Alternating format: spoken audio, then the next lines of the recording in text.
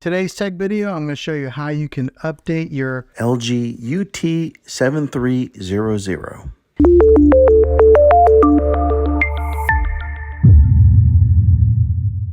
Okay, on your remote control here, you'll see that there's a settings button.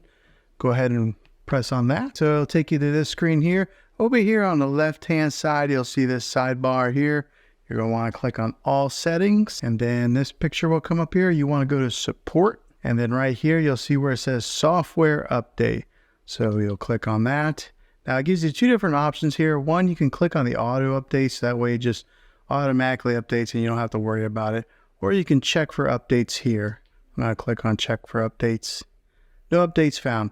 But this is where you would go to update your software to the latest version. Or just click on the auto update. Just like that. Then you won't ever have to worry about it. Hopefully this video was helpful to you. If it was, go ahead and click a thumbs up on it.